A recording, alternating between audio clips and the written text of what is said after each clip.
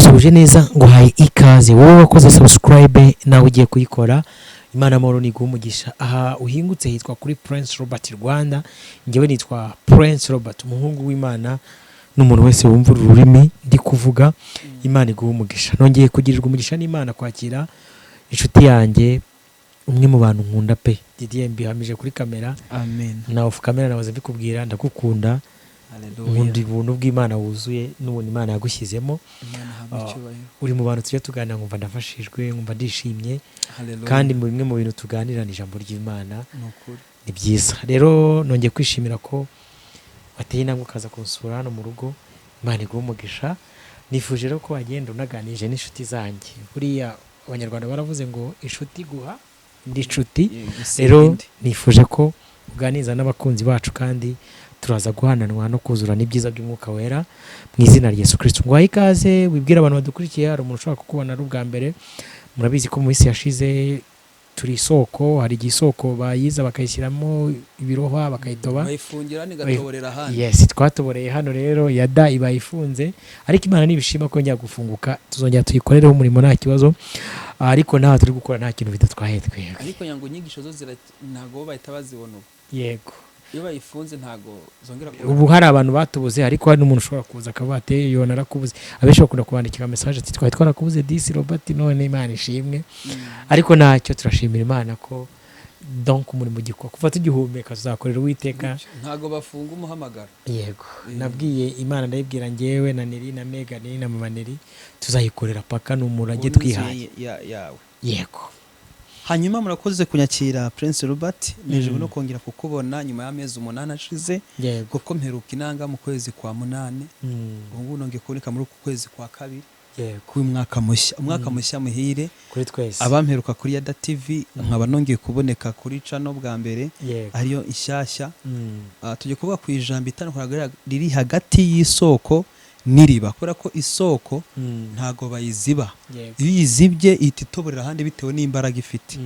No mpamvu amazi ya Nile ntiwayatangira. Yo ava mu isoko.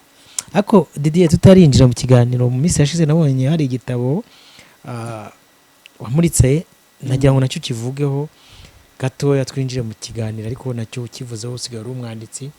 Didier muri kureba ni intumwa. Sinzi abantu niba bazi gutandukanya imirimo n'umuhamagaro. Imihamagaro 5: mwigisha, muhanuzi, umuvugabutumwa bwiza bwa Yesu Kristo, intumwa n'umushumba. Didier rero nk'umuntu ngiye usobanukiye iby'ubwami bw'Imana, mbona Imana yaramubikije kuba intumwa. Dusobanure ku bw'iki gitabo. Okay, murakoze cyane.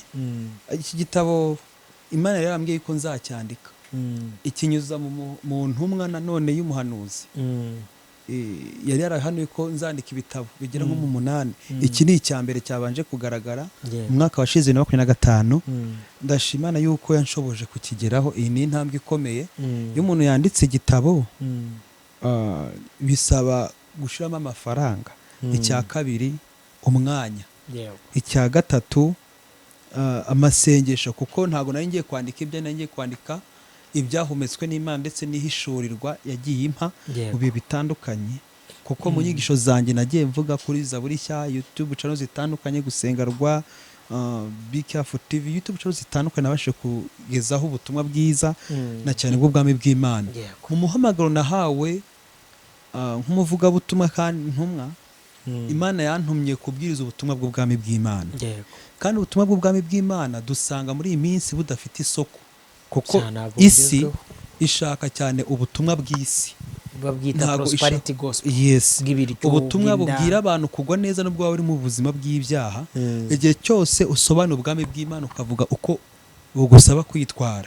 Abantu bavuga ngo bakiriye Kristo, bavuga ngo ubuntu bw'agakiza ntabwo budusaba gukoresha imbaraga zacu. Inshuro nyinshi bumva yuko kubise kuri kamere yabo, kuko babaye imbata za kamere, ariko barashaka yuko mbese ubasiga amavuta no mu mukungugu bisize. Umuntu akaba afite ibyondo ariko arashaka ngo umusige amavuta ni ukubyono kandi atakarabye. Rero ibyo ngibyo ntago ariko nabihamagariwe. Ninahamagawe kubaka ubwami bw'Imana mu mitima y'abantu, kuko nifuza kuzaba engineer wo kubaka amazu. Irambwira ngo ibyo ngibyo uri kwiga nta na kimwe uzaba cyahubwo uzubaka ay'umwuka ni imitima y'abantu kandi uzubaka ubwami bwanjye mu mitima y'abantu. Rero mu muhamagaro mfite nka ambasaderi mu bwami bwa Kristo hano ku isi, ntago nshobora gukora ikosa ryo kudasobanura uburyo ubu bwami bwa Kristo budusaba kwitwara. Aho njya mpatinda cyane. Rero aka gatabo nakise ubwiru bw'agakiza mu buzima bw'umukristo. Ububwiru bw'agakiza mu buzima bw'umukristo harimo imbonerahamwe mu nshamake. Aha ngaha nagashatse yuko usa nkaho usoma mu mbonerahamwe mvuge mu ngingo. Bagita iri buriro cyangwa se ko babyita kugira ngo ugende werekana ibigize mu mbonerahamwe cyangwa se ibigize iki gitabo. Habanza iri buriro cyangwa se introduction mu ndimi z'amahanga. Gusobanukirwa urugendo rw'agakiza. Hakaza igice cya mbere kirimo urugendo rw'ubuzima bw'agakiza. Urugendo rw'ubuzima bw'agakiza. Igice cya mbere harabamo urufatiro rwa kamere yawe y'umwuka. Iyo umuntu amaze kwakira Kristo yakira kamere y'ubumana ariyo y'umwuka. Igice cya kabiri harimo ubwiru bwo gusenga no gusabana n'Imana. Bivuga ngo rero usenga iyo wamenye. Igice cya gatatu kirimo ibyiciro bitatu by'agakiza byagaragaye. Yego, harimo gutsindishirizwa, kwezwa ari uko gutunganywa no guhabwa ubwiza. Yego, igice cya gatatu B hakabamo akaga k'icyaha nkana no kuburirwa bwa nyuma. Icyo gice cya gatatu B nahatinzo kuko harimo ihishurwa ni naho cyane ruzingiye impaka ziri mu butumwa bw'ababwiriza butumwa batandukanye bigisha ku buntu. Aho ngaho rero ntibahakunda cyane. Iyo B niyigira itandukaniro cyane muri icyo gitabo nanditse. Akaga k'icyaha nkana no kuburirwa bwa nyuma. Kuko mu bantu bampanuriye ko nzandika ibitabo, uwabimpanuriye bigasohora ako gatabo kakaba narakanditse. Uwabimpanuriye yapfuye 2020. Yego. Hari bimwe byaso n'ibindi bitarasohora. Ambwira yuko nzahanurira amahanga, social media Imana izahangiraho umuhanuzi international ajya manurira amahanga. Ambwira yuko ibihe biri hafi. Hari ibindi yari amaze kumbwira ariko ambwira yuko ikimenyetso nuko nzabanza guhanurira amahanga kuri social media. Ibi ngibi byarasohoye. Igiteye agahinda nuko wabihanuye agano n'ibyaka gatabo. Banyeretse ifoto yuko yapfuye na indi Nairobi muri Guma mu rugo muri icyo gihe. Nari natwabona ikiraka cyo gusemura umuntu mu Cyongereza ajya gukora interview ndi witengaruka Kampala, igihe kimfatirayo bahagarika ingendo. Rero uwo muntu wari warabihanuye baga Kampala yitabye Imana arapfa. Aba umuntu umwe nyohereza ifoto si umuntu uramuzi, ndavuga uyu ndamuzi mu apotre ndamuzi yahanuye no ku buzima bwanjye. Barambya ngo yamaze gupfa. Ndikanga mbabazwa nuko ntaramuhereza ituro nanashima kuko nubashye impano Imana amuhaye kuba ibyo ari byo yampanure birasohora. Ariko nubwo nari ngize ako gahinda nese numva ijwi ryankanze rimbwira ngo uyu yakoze ibyaha nkana nta bugingo ateze. Noneho uyu muntu Bibiliya ivuga umuntu ukora ibyaha nkana, Bibiliya ivuga ngo uwamaze kumenya ukuri. Ibintu bari gice cya 10 umurongo wa 26 haravuga ngo nidukomeza gukora ibyaha nkana tumaze kumenya ukuri. Wibuke ko ukuri ni Kristo kandi umenya ukuri arabaturwa kuva mu byaha. Yes, niyo Yohana 8:32 ngo muzamenye ukuri kandi ukuri kuzababatura. Rero ukubaturwa yavugaga nuko kubaturwa kuva mu byaha, ntabwo ari ukuba mu byaha, ni ukubaturwa kubivamo. Kristo Yesu ntabwo apfiriye abantu kugira ngo tukomeze kuba mu buzima bw'ibyaha, yaradupfiriye kugira ngo tube mu buzima bwe bw'agakiza. Agakiza ni aka Kristo duhererwa ubuntu. Rero iyo dukijijwe turimo ideni ryo kuba mu buzima bwa Kristo ko nitukira abacu tuba twabaye. Yes. Rero aho ngaho icyaha nkana iyo mbagize kuvirwa n'umucyo ukamenya ukuri ugakora ibyaha nkana, ni ibyaha ukora utageragejwe ahubwo ni ibyaha ukora ugendereye. Ndaguhereza urugero nk'uko waba umaze kurya uhazi bakagusanga ugiye kwiba ibyo kurya kandi ari n'ibyo usize mu nzu. Ugiye kwiba ibyo kurya bw'umuntu w'umushonji ubikoreyemo ubugome, ntabwo ari uko wageragejwe, ntabwo ari uko ufite inzara, mbese ntiwasobanura impamvu iguteye uretse ubugome. Rero ibyaha nkana ni ibyaha ukora utabona na eskize. Nusuko ibyaha bindi unatabona eskize cyangwa impamvu, ariko hari abantu bibi byo kurya kuko bashonje bananiwe kwihanganira inzara. Uyu nguyu ugiye kwiba kuko yashonje yananiwe kwihanganira inzara yakoze icyape yibye, yananiwe kwihanganira imugerageza. Iyi ndetse ari muri class uwo nguyu yadubura kuko ntiyatsinze kizamini, yananiwe kwihanganira imugerageza kugize icyo kwemerwa ngo abe yahabwa iryo kamba. Noneho hakaba uyu nguyu arihana agasemba bagasa n'ubura umushobozi, ariko wakoze icyaha nkana biramugora kwihana kuko abikorera ubwende, si uko ananiwe ahubwo atesha agaciro ubuntu yagiriwe. Yes, okay, tugeze ku gice cya kane cyitwa intambara yo mu mwuka mu gihe cy'isezerano rishya. Hanyuma igice cya kabiri kiravuga ngo Yesu Kristo ninde n'umurimo w'Imana. Igice cya gatanu kamere y'Imana n'ubumuntu bwa Kristo. Yego. Igice cya gatandatu kirimo ubwiru butatu bwashyizweho ahagaragara, ubutatu bw'ubutagatifu ya ubutatu. Igice cya karindwi kiravuga ngo inzitizi z'amasengesho yashubijwe, bariyeri zinaniza amasengesho. Igice cya gatatu kuki Yesu yitwa amazina yose y'Imana. Igice cya munani amazina n'urwego rwa Yesu Kristo. Igice cya cyenda harimo gutahura ukuri mu binyoma. Yego, ni kurobanura imyuka. Icyo twese tunatuvuga no kuri yada kurobanura, Yesu gutahura ukuri mu binyoma, yo gutahura imyuka, kumenya n'amajwi akuvugiyemo cyangwa se akuvugishije. Yego. Igice cya 10 ni ukubaho mu bikuranga nk'umwana w'Imana. Amen. Hanyuma konklusion cyangwa se umwanzuro handitsemo ngo igeno ryawe ry'iteka muri Kristo Yesu. Tuvuge ku ijambo kubaho nk'umwana w'Imana. Ndashaka uyu murongo tuvugeho tujye no kuri iryo rya jambo isoko, kuko ahangaha turahatinda gatoya kandi harimo ijambo ryihishurirwa Robert. Ndashaka ko ari weho dusomera umurongo ko ntabwo turi butinde, ariko nibura hari ingingo nshaka ko bene data bumva. Ndashaka dukoreshe iyi yanjye. Yego, ntacyo yibarere kadukoreshe. Yes, reka dukoreshe iyi yanjye. Urwandiko rwa mbere rwa Yohana. Yego. Igice cya 3 hera ku murongo wa mbere. Aho tubaze amagambo meza aravuga jambo ahinduka umuntu. Ku gice cya 3 handitse ngo abana b'Imana n'abasatani abari bo. Iya. Nimurebe urukundo ruhebuje data wa twese yadukunze. Tugendane gake. Nimurebe urukundo ruhebuje data wa twese yadukunze. Ari kubwira abakijijwe, ntago bana ari abapagani. Urwo rukundo rwatumye twitwa abana b'Imana kandi niko turi. Ntago byaragarukiye ku kwitwa abana b'Imana tubiheshejwe n'uru rukundo rw'Imana data, ahubwo byarenze igipimo cyo kwitwa abana b'Imana, ahubwo ni nacyo turi. Avuze ibintu bibiri ngo nimurebe urukundo ruhebuje data wa twese yadukunze rwatumye twitwa abana b'Imana, ntibyagarukiraho ngo kandi niko turi. Hano hari ikibazo, hari abitwa abana b'Imana ariko atari ko bari. Niyo mpamvu babatandukanyije ngo icyakora iri jambo avuze ngo ngo urukundo rw'Imana ruhebuje rwatumye twitwa abana b'Imana kandi niko turi. Iyo rero uko twitwa ariko turi, iyo twitwa abana b'Imana ariko akaba ari nako turi, iyo twitwa abakristo ariko tukaba turi no mu buzima bw'ubukristo, iyo twitwa abakristo ariko tukitwara nka Kristo, mbese icyo ngicyo gituma ab'isi batatumenya. Rangiza umurongo wumva. Nicyo gituma ab'isi batatumenya kuko batayimenye. Bivuga ngo iyo ab'isi ni ryari batumenya kandi twitwa yuko turi abakristo. Ni mu gihe twitwa abakristo ariko atari cyo turi. Reka ngasubiremo. Iyo Robert witwa umukristo atari cyuri, ab'isi barakumenya kuko uzasangira inzoga nabo, usigarana izira kwitwa umukristo ariko usangira inzoga nabo, usambana nabo, wiba nkabo, mbese bajya gushaka imbuto bakabura imbuto z'ubukristo witwa, bagasanga ntawe utanone n'umupagani utarakira Kristo. Bisobanura ngo rero Kristo ubu ari gutukwa muri benshi bitewe n'uko benshi batesha agaciro buno buntu bw'Imana, hanyuma basigara babupfobya, babikora nkana, basigara bitwa yuko ari aba Kristo ariko badashaka kwitwara nka Kristo. Numvishemo ari inshinga ebyiri zikorwa mu ndimi mvamahanga, kwitwa no kuba. To be and to have.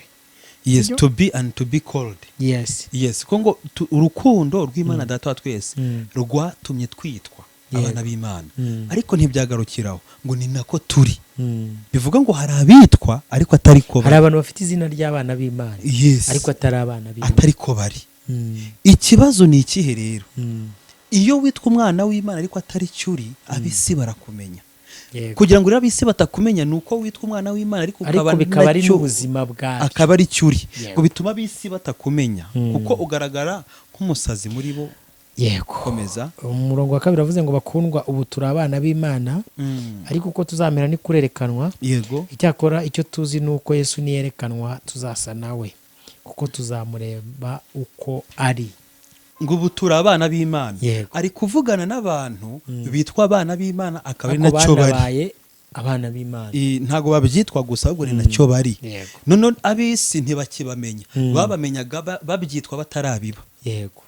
ariko kuva bakwitwa abana b'Imana binyuze mu kwizera Kristo no kwakira urukundo rw'Imana rwagaragariye mu kwizera Kristo.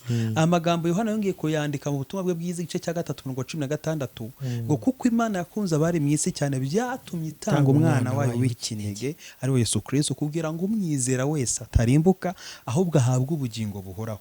Ngo rero ubwo bwo bugingo buhoraho yuko Imana atumwe umwana wayo mu isi ngo aducire iteka ahubwo ngo isi abari mu isi bakirizwe kuri we. Rero kuko Kristo Yesu yatumwe mu isi kugira ngo apfire bose ntiyigeze arobanura ku butoni. Hari abantu bibeshya bakavuga ngo Yesu Kristo buriya yapfiriye intore gusa zeraga ubwami bw'Imana, ariko abana bo kurimbuka ntabwo Yesu yabapfiriye. Ni nko gutesha agaciro ibyanditswe byera, kuko Kristo Yesu ntabwo yapfiriye bamwe. Mperutse guhimba n'agakorasi kari mu rwandiko rwa 2 rw'Abakorinto 5:15 haravuga ngo kandi Yesu Kristo yapfiriye bose kugira ngo abariho be gukomeza kubaho ku bwabo ahubwo babeho ku bw'uwo wabapfiriye akabazukira. Urumva ko wahitamo kubaho kubwe, ikindi wahitamo no gukomeza kubaho ku bwawe. Aya magambo ntera ubwoba. Abantu bakunda kujya impaka z'ibyanditswe bajye bagenzura bibaze, nujya kugisha impaka didiye uzaba uri tayari kuzana icyanditswe gihakanye icyo navuze, kuko sinkunda kujya hanze y'ibyanditswe. Hano iryo jambo rigaragara ngo kandi yapfiriye bose kugira ngo abariho be gukomeza kubaho ku bwabo. Abangaba babasha gufata umwanzuro wo kurekera kubaho ku bwabo ni abamaze kwakira ko Kristo yabapfiriye. Oya, Yohana buriya mukunda kubi ni umwanditsi wagiye wandika ahishura ubwiru bijyanye n'ubwo kuvuka bw'abana b'Imana. Nko mu gice cya mbere yarasobanuye aravuga ngo yaje mube abe ntibamwemera. Icyo akora adashiraho wese uburenganzira bwe, uwo wese uzamwakira. Ariko icyo akora abamwemeye bose. Ndibuka Yesu marayika aha Mariya isezerano ryo kuvuka kwe yavuze ngo urahiriwe wa mugore we, ugiye kuzabyara umwana, uzamwite Yesu kabisa, azaba umukiza w'ibyaha by'abantu be. Ni ukuri Yesu yapfiriye abantu be bose. None ko yarapfiriye abe, iyo Pawulo ari kwandika yaravuze ngo abakwitirirwa kuba be nabe abaribo. Yavuze yuko bagaragarira mu buryo bitwara, kuko Pawulo yajyaga atandukanya kuzura umwuka no kuyoborwa nawe. None ari kwandika urwandiko rwa 2 rwa Timoteyo, Pawulo yavuze igice cya nako rwa 2 rwa Timoteyo igice cya 3:12 yaravuze ngo icyakora n'ubundi koko abashaka bose kujya bubaha Imana bari muri Kristo Yesu bazarenganywa. Yarimo agaragaza ngo hari abatabishaka. Bari magambo hari kitwa ubushake bwawe bwo kuba mu buza bwo kubaha Imana uri muri Kristo Yesu. Hari n'abari muri Kristo Yesu ariko batabishaka. Abo rero nibo batinya kurenganywa, nibo babindyarya. Aba rero nibisimenya, ariko abisi tamenya bemera kurenganywa. Ubwo abantu badukurikiye mwumve ko tutavuye muri topic yacu turacyayirimo. Ababwiye ngo gutandukanya kuba uri isoko no kuba uri iriba. Aho turaza ko tubita tubihurizaho yuko abizera nyakuri bahinduka amasoko, hanyuma abatizera nyakuri bahinduka amariba kuko barakama. Kuko iriba urisanzanura ifukuye amazi yatobama, amazi warisiba, kuko washyiramo itaka. Yakobo yafukuraga amariba bayasiba kongera agafukura irindi. Ariko isoko yo ntago yufukura indi, ahubwo isoko yitoborera ahandi. Mane magambo yo ntago ari yo waziba hano ngo urayipfobeje. Yero ngo ngenda cyari yasokora ngo nago nduwo bapfukura ngo ugende upfukura ahandi. Yewe ndi isoko. Isoko rero iyo yifungiye aha ishaka ahandi itoborera. Akaba ari ya yindi nyine ukibaza kubera iki yatoboye hano, kuko hano haba ari amazi ari isoko iri hano. Amazi yasima nubwo yaba ari n'amabeta hanyura, amazi ntabura uburyo amena ayo mabeta agahinguka, ashaka inzira. Niyo mpamvu rero amazi ya Nile akomoka mu isoko akamena no muri Lake Victoria yari Uganda n'ibiki. Evuye muri za Misiri no muri za Mediterane hari ukuntu bigaragara ko amazi ya Nile aratemba, ariko ntumenya ahantu isoko bagiye gusanga ahantu ituruka, basanga ntiwapfa kuyiziba. Akora urugendo rw'ibirometero kandi ntiwapfa kuyananiza ngo urafunga ngo ntagatemba ya Nile. Uyafungiye anatoborera ahandi agashaka iyindi nzira. Bivuga ngo rero iyo umuntu wagizwe isoko ni igihe Kristo amaze kuba muri wowe, hanyuma muri weho ahakava amazi y'ubugingo igatemba iva muri wowe. Rero iyo imigezi y'amazi y'ubugingo itemba iva muri weho, bivuga ngo uwo maze gwitwa nawe isoko. noneho ba bandi umwuka w'Imana ahangaho gusa ataba muri bo bamera nk'amariba. Kuko umwuka w'Imana ari muri weho uhinduka isoko, kandi ntiyaba muri weho utaraba umwizera nyakuri. Niyo mpamvu Yesu ajya kubivuga umurongo turahita tuwusoma naho kuko utumye twinjira mu iriba cyane aho n'isoko. Genda icyanditswe kivuga ku iriba, Yohana 7:3-8. Yohana 7:3-8. Yego, kamihute magere. Handitse amagambo meza agira ati umurongo 38. Yohana 7:3-8. Yego, unyizera imigezi y'amazi y'ubugingo izatemba iva mu nda ye, nk'uko ibyanditswe bivuga. Yabivuze yerekeje ku ki? Yaravuze ngo imigezi y'amazi y'ubugingo. Uwo murongo ntabwo ukomeza. Ibyo yabivuze yerekeje ku mwuka wera, niwo yise amazi y'ubugingo, uwo abamwizera bendaga guhabwa. Bivuga ngo umwuka wera ntahabwa abatizera. Ariko umwuka wera yari ataraza, kuko Yesu yari atarahabwa ubwiza bwe. Bari kukwereka ngo unyizera wese, arabwavuze bamwe, yavuze wese 3:8 ngo imigezi y'amazi y'ubugingo izatemba iva mu nda. Bavugaga mu mutima, kuko n'ijambo ry'Imana igihe Yezekiyeli yahawe kubyerekwa mu guhishurwa, yahawe umuzingo w'igitabo ngo nawurye, ngo yumva uraryohereye mu kanwa, ariko ugeze mu nda urasharira.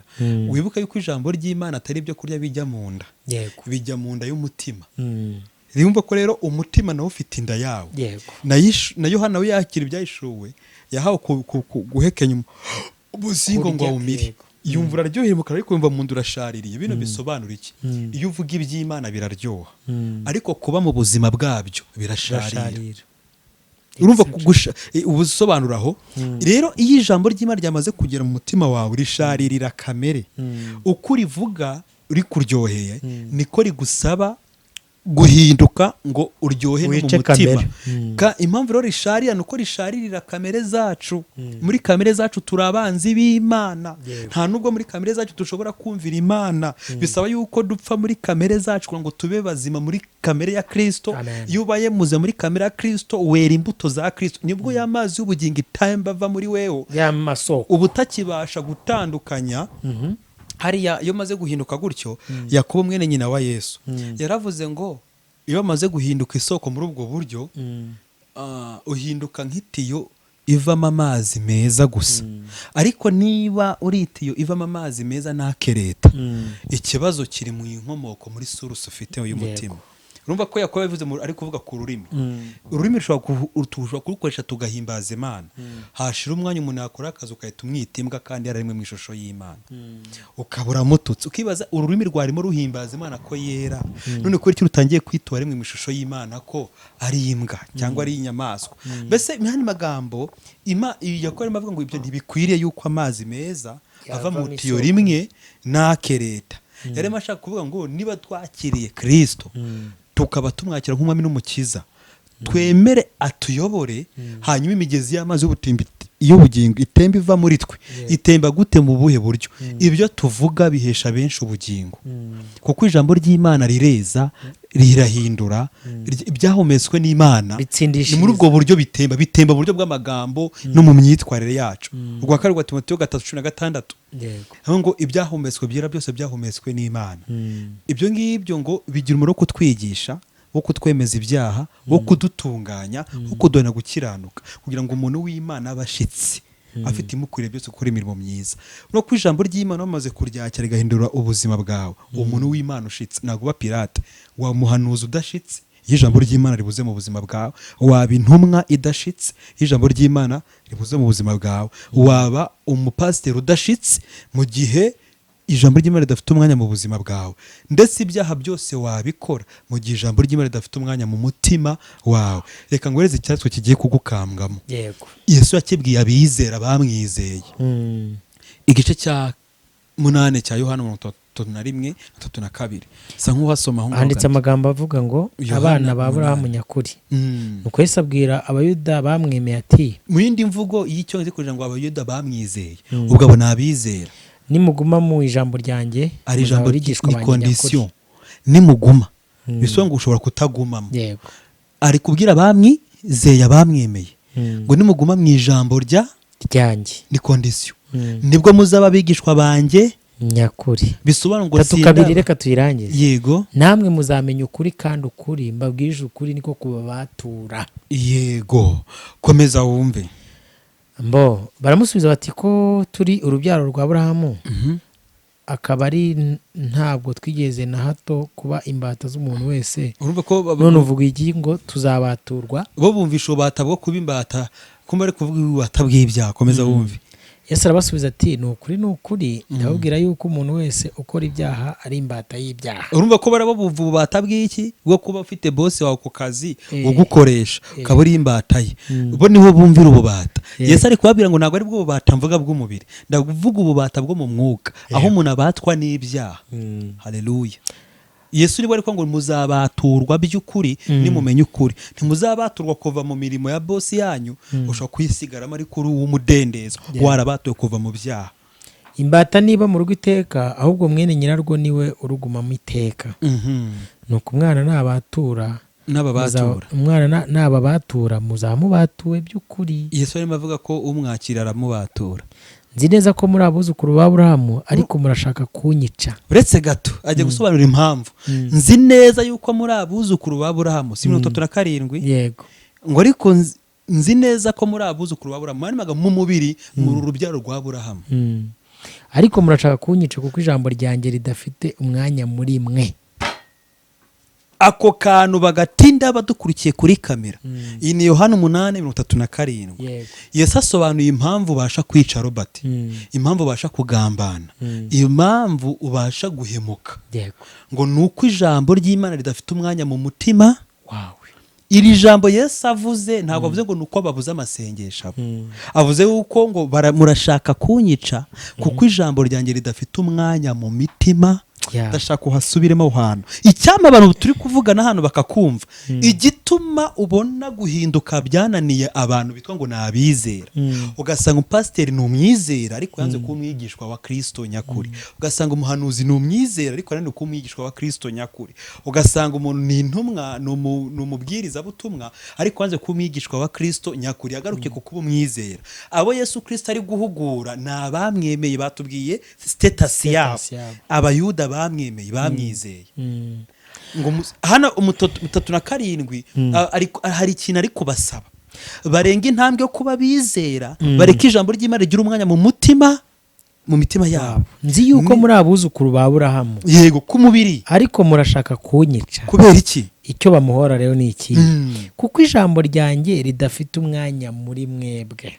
Bivuga ngo ijambo ry'Imana rigize umwanya muri twe. Kwica kubireka byakunda. Babandi bavuga ngo ntibishoboka. Dusanze Kristo avuze ngo twemerere gusa ijambo rye rigira umwanya muri twe. Kwica ntago tuzica. Kuko bababwiye reba abayuda bamwemeye bashaka kwica Yesu. Ibaze kuba umuntu waramwemeye ariko gashaka kumwica. Uzi yuko ari abantu bakwemera Robert ariko bakugambanira. Bakaba bakwemera ariko bakabura uko bagiye bakakugambanira. Turakwemera Robert ariko twumva twakwica. Kuko ibintu uvuga. Mani magambo, ijambo rya Kristo rigize umwanya mu mitima yabo. Ntago bumva bakwica, ahubwo bumva ahubwo bakurwarisha kangubeho. Ngo ijambo rikomeze risonge imbere. Iyaba ijambo rya Kristo cyaba ribigwiriye muri bo. Rigize umwanya mu mitima. Kuko Yesu ari kuvuga gituma bashaka kumwica. Ibaze ko umuntu akurondoye ngo urashaka kunyica. None akakubwira n'impamvu. Ntago ari wewe. Ntago ari uko wakabishatse uri umwana wa Aburahamu. Mu bisanzwe urankunda. Ariko kandi uranyemera. Ariko ndikora mutima impamvu Satani warayizi. Ntashaka yuko ijambo ry'Imana rigira umwanya mu mutima wawe. Ngo murashaka kunyica, ariko igitoma mushaka kunyica ngo nuko ijambo ryanjye nta mwanya rifite muri mwe. Komeza wumve. 38 yaravuye ngo ngiyeho ibyo nabonanye data nibyo mvuga. Kandi namwe nuko ibyo mwumvanye so nibyo mukora. Agiye kubatwerera ise wo mu mwuka witwa Satani. Hejuru waho ndi yavuze mu mubiri bitwa abana ba Aburahamu. Nta kibazo bafitanye. Kuko ndabizi ko muri abuzukuru ba Aburahamu. Mu mubiri DNA ni Aburahamu. Ubu kafata urugero rwafi. Kiye bafite abantu baba bankurikirana bashaka kunyica mu by'umwuka, sibyo? Mu mubiri turi abanyarwanda kimwe, nta kibazo dufitanye kuba ndi umunyarwanda n'abana abanyarwanda.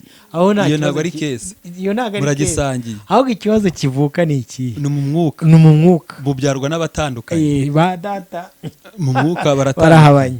niho Yesu ari gusobanura 3:8-9 Ikanonye 3:8 kugira ngo abantu babyumve neza. yego Njyeweho hano turi gutandukanya isoko n'iriba. Njyeweho ibyo nabonanye data nibyo mvuga, kandi namwe sinabarenganye nuko. Ibyo mwumvanye so nibyo mukora. Mu by'ukuri ndabize mu mubiri, ariko mu mwuka Aburahamu yarenze kuba papa wo mu mubiri, no mu mwuka abaye sogokuruza w'abizera. Ariko mu mwuka ntago muri abana ba Aburahamu. Ni ukuri yo muza kuba muri abana ba Aburahamu mu mwuka. Mukoze ibyo Aburahamu yakoze iki?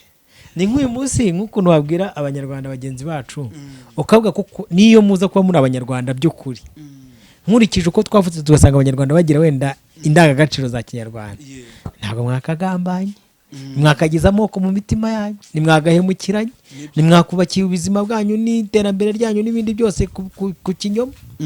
Uri kumva? Ariko ibyo mwumvanye so Imana igumugisha. Komeza wumva uburyo ari kubereka ariko none dore twabyarwa n'umuntu umwe, ariko mu mwuka tukabyarwa n'abantu batandukanye. Ariko none dore murashaka kunyica kandi ndi umuntu ubabwiye iby'ukuri. Ibyo numvise ku Mana, nyamara Aburahamu we ntiyagize atyo. Ntiyabibabwiye wo mwishingikiriza wo mu mubiri. Reka mbabwire, ibyo mukora ni nk'ibyaso. Baramubwira bati ntituri ibibyarwa, ahubwo dufite data umwe ari we Mana. Yesu arababwira ati yaba Imana yari so muba munkunze, kuko naje nkomotse ku Mana, sinaje ku bwanjye ahubwo niyo yantumye. Ni iki gituma mutamenya imvugo yanjye? Ni uko mutabasha kumva ijambo ryanjye.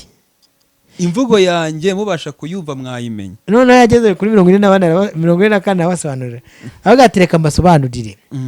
Nabonye mutumvisha ibintu navuze, kambabwire mukomoka kuri so Satani. 43 wavuze gwiki? Ni iki gituma mutamenya imvugo yanjye? Agiye kugisobanura. Nuko mutabasha kumva ijambo ryanjye. Urumva igihe baganire ntibamwumvishije, kuko ku murongo wa mbere uriko ko twavuze yuko abantu bari mu ijambo rye, abantu bari mu mariba baba barahindutse bana barinda n'ibyo bashobora kubavangira bikoro. Iriba warisiba umuntu ukamukura mu gakiza nk'atigeze n'akamenya. Mukomoka kuri so Satani, kandi ibyo so ararikira nibyo namwe mushaka gukora. Mene magambo ukubyara mu mwuka ukora ibyo ararikira. Uwahereye kera kose ari umwicanyi, kandi ntiyahagaze by'ukuri, kuko kuri kutari muri we. Navuga ibinyoma, aravuga ibye ubwe, kuko ari umunyabinyoma kandi ni se w'ibinyoma. Bishatse kuvuga ngo ushaka kubyarwa na Satani nabe nakora ibyo Satani ararikira. Buzani bagamba ngo ibyo umunyabinyoma, mbese ibyo urarikira bishobora kugaragaza iso mu mwuka cyangwa mu mubiri. Ariko ngewe kuko mbabwira iby'ukuri ntimunyizera. Ninde muri mwe unshinze icyaha ko mvuga ukuri? Niki gituma mutanyizera? Uw'Imana yumva amagambo y'Imana. Umva ko kantu 47 ngo uw'Imana yumva amagambo y'Imana, ubwo n'uwa Satani yumva ya Satani. Mwebwe igituma mutumva nuko mutari abi Mana. Be blessed. Ahumvishe arabarangije. Abayuda baramusubiza bati ntitwavuze neza yuko uri umusamariya kandi ko ufite dayimoni. Batangiye kuva batakubonamo Yesu ko ari ndabikura ko arabashaririye, abakubise inyundo, ababwije ukuri, ari gukubita kamere zabo. Ariko ubwiza bavuze Didier ari yo muri ubwiza ukuri ku ijambo ry'Imana, agahita avuga ngo waravangiwe. Ariko Mana umva ukuntu Abayuda bamwise umusamariya, baramusubiza bati ntitwavuze neza yuko uri umusamariya kandi ko ufite dayimoni. Bivuga ngo abasamariya babatwereraga abadayimoni. Yesu arabasubiza ati sifite dayimoni, ahubwo nubaha data, ariko mwe muransuzugura. Uri kumva? Urumva yanze kuberurira ko aribo bafite dayimoni, kuko ubwa mbere yabasobanuriye Yesu, kandi se niwe ugenga abadayimoni. Uri kumva? None abaye nka wa mukobwa, umukobwa baramubwiye ngo kwari kushira isoni wa mukobwa, ngo yakize imbwa, ngo ubu hari umuntu n'umwe nawe natuka muri zo. nuko bimeze uri kumva arababwiye ngo muri abaso satani kuko mushaka kunyica ibyo satani uhereye mbere ararikira uburyo bavuka kuri none batango ariko twavuze yuko utewe na dayimoni nko kuba ngo utewe na dayimoni ubwo ni habuze umani kurutoki kabate ko ibi nababwiye kare si mwabyumvishije uyu mugabo ni umusamariya kandi abasamariya bagira wa dayimoni ubu ni dayimoni iri kuvugira kandi abari kuvuga bari kurwanya dayimoni kandi ubabyara ari satani mukuru w'abadayimoni noneho Yesu aravuga ati icyakora njye sinishakira icyubahiro nyamara hari ugishaka kandi niwe uca imanza ni ukuri ndababwira yuko umuntu niyumva ijambo ryanjye atazapfa iteka ryose 5:1 Sama uwa 50 twumve nanone 50 bavuze ngo icyakora njye sinishakira icyubahiro nyamara hariho ugishaka kandi niwe uca imanza kwereke uburyo ushobora ngiye gukubita ku ngingo ibabaza yego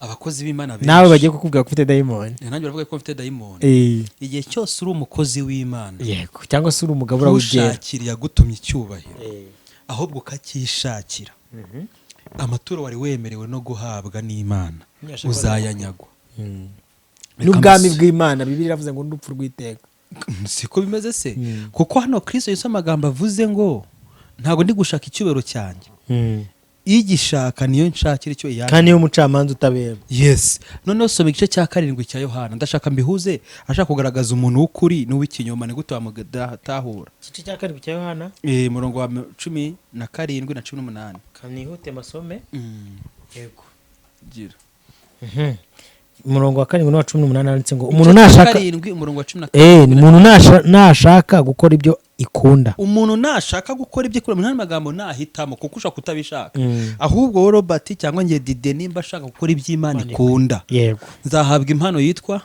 azamenya ibyo nigisha kuko byavuye ku Mana mene magambo kumenya ibyo turi kwigisha ko byavuye ku Mana bitari iby'abadayimoni bitari iby'amadini bitari iby'imigenzo bitari iby'amategeko turi kwigisha ubutumwa bw'ubwami yego ushaka gukora iby'Imana ikunda azamenya ibyo turi kuvuga yuko byavuye ku Mana atari ibyacu cyangwa mbivuga ku bwanjye cyangwa tuvuga ku bwacu uvuga ibye ubwe abayishakira icyubahiro ako kanura kumva uvuga ibye ubwe abayishakira icyubahiro ariko ushakira yamutumye icyubahiro uwo niwe ukuri gukiranirwa ni kuri muri we umurongo 18 ndashaka tuhatinde uvuga ibye ubwe abayishakira icyubahiro ariko ushakira yamutumye icyubahiro ntushaka ushakira yamutumye icyubahiro uwo niwe ukuri niba Didier nshaka kuba uw'ukuri intumwa y'ukuri umuhanuzi w'ukuri umwigisha w'ukuri umubwiriza w'ukuri umushumba w'ukuri umuririmbyi w'ukuri umunyempano w'ukuri yes nkwiye guharanira kutishakira icyubahiro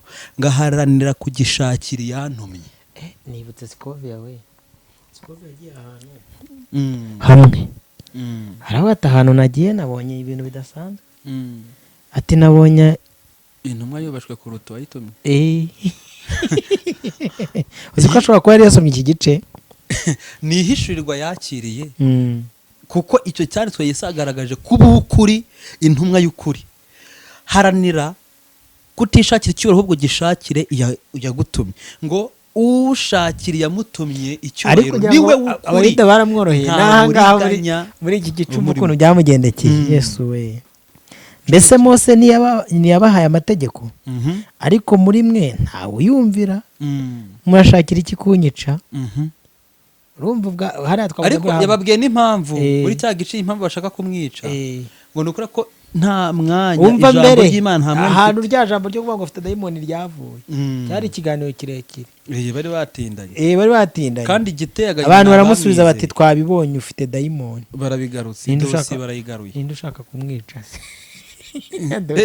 niko wese babonye dushaka kumwica yabibara hano icyo gice cya 7 igice cya 8 nicyo babihamije ati nyamara twavuze ko ufite abadayimoni nawe byavuye nahanga ari kureba ibyo bashaka gukora akabarondora avuga n'imitima yabo bikabacanga niyo mpamvu ngo twavuze ko ufite abadayimoni babivugiye mu gice cya 7 hano mu gice cya 7 byarababwiye ngo mbese Mose ntiyabahaye amategeko ariko muri mwe ntawe ubasha kuyumvira murashakira iki kunyica abantu baramusubiza batwaye no mu mategeko yabo abasekuriyeyo baramusubiza bati ufite dayimoni ninde ushaka kukwica sibyo Yesu arabasubiza ati nakoze umurimo umwe namwe mwese murawutangarira. Mose yabahaye umuhango wo gukeba, icyakora ntiwakomotse kuri Mose ahubwo wakomotse kuri ba sokuruza banyu, ndetse mukeba abantu no ku isabato. Ubwo umuntu akebwa ku isabato ngo amategeko ya Mose atazirurwa, none kuki mundakarira kuko nakijije umubiri w'umuntu wose ku isabato? Yari afite ingingo. Hano Yesu yari afite ingingo umurengera disi. Bari kumuhiga ngo akije umuntu ku isabato. Tugiye gushimangira kuri dukora muri za conclusion kugira ngo abantu tutabarambira. Abantu bumvishe kuba isoko icyo bigusaba. Ijambo ry'Imana ryamaze kugira umwanya mu mutima wawe, umwuka wera akagira umwanya mu mutima wawe, ntago uba ukiwuzura gusa ahubwo uyoborwa nawo. Iki kintu ndashaka kukibabwira mu Bagalatiya 5:25 habasube nacyo bitwaye 5:25 kuko yari yababwiye ngo muyoborwe n'umwuka ngo mutazakurikiza ingeso za kamere imibiri yanyu. Yego, haranditse ngo niba tubeshwaho n'umwuka tujye tuyoborwa n'umwuka. ari kubabwira ngo nitwe tubyemera. Niba tubeshwaho n'umwuka, wabonye abantu babeshejweho n'impano z'umwuka bahawe, babeshejweho nazo zikababeshaho, ariko bakaba bayoborwa na kamere batemera kuyoborwa n'umwuka.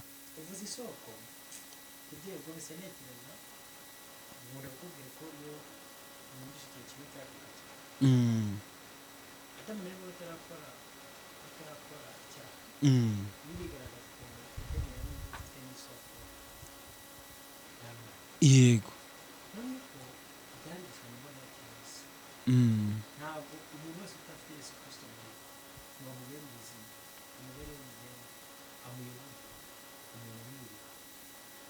Kabisa.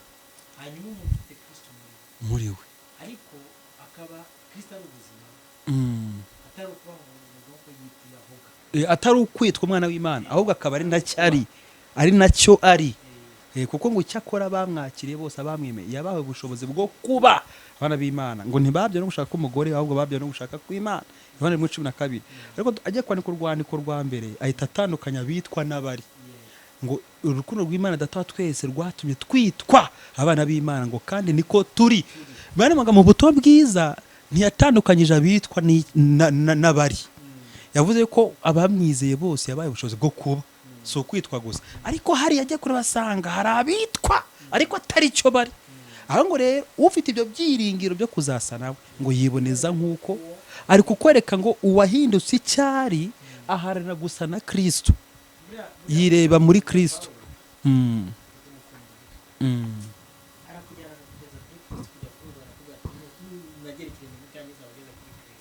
Kuko yaramaze kugaragaza ko Kristo ari muri we.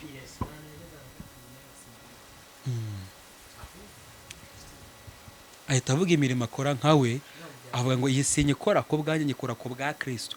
Buriya nicyo bita kubaho kubwe. Abantu benshi bari ku bwabo, hari abari ku bwa business bafite. Ni nk'uko iriya YouTube channel yari ifite ukuboko mu bintu byagufashaga. YouTube channel ya Yada TV yari ikora umurimo w'Imana, ariko nanone uyiriraho inaka business. Noneho uvuze ngo niyo ugiye kubakira ngo niyo wishingikirijeho, wakahita wumva iby'Imana igihe bayifunze, uhita wumva iby'Imana ukahita wanatuka niba ukumva n'iby'Imana bivuyeho. Bari kwa bigaragaza yuko utariho ku bwa Kristo ahubwo bayo ku bwa Yada TV.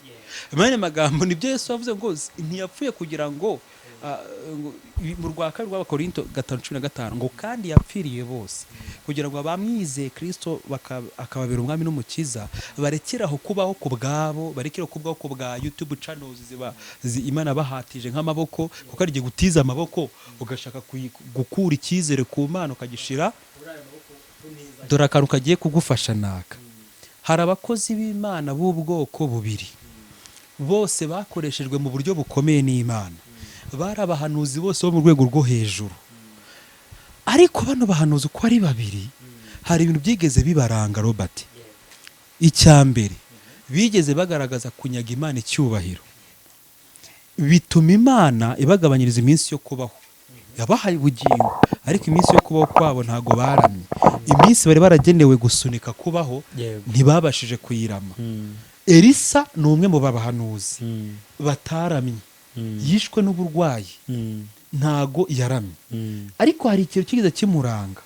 Igihe kimwe mu bami ba kabiri igice cya 5 umurongo w'8 yigeze akora imvugo ikomeye cyane, abwira umwami wari uyoboye i Samariya ariho muri Isiraheli, aravuga ngo uwo mugabo Namani w'Umusiriya kubera iki agutesha umutwe, kubera icyo ushishimuye imyenda yawe. Yari yamaze kuzana urwandiko ruvuye ku mwami w'Isiriya, yumvisha umuja w'umunyagano bari bakiriye kuva i Samariya, avuga ngo arebye sebuja Namani afite ibibembe ngo nyamara agiye ku muhanuzi i Samariya yamukiza ibibembe.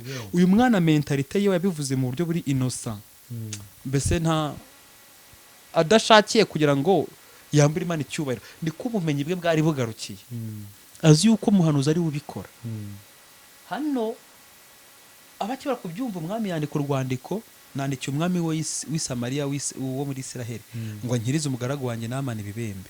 Ahita amwohereza n'urwandiko, ahita rekomandasiyo umwami ayisomye, ahita akosora statement umwami yakoze n'uriya mwana ngo mbese njye ndi Imana yica kandi ikabeshaho, ngo murebe ibi bintu umugabo ashatse kunyendereza, ntago ndi mu cyimbo cy'Imana, ndabona ari kunshaba, ari kumpa icyubahiro kitari icyanjye. muri mentalite ze umwami w'Abisirayeli agaciro k'Imana yaravuze ngo mbese njye ndi Imana yica kandi ikabeshaho, ni gute antumira umuntu ngo mukize ibembe, ni njye wica kandi ukabeshaho?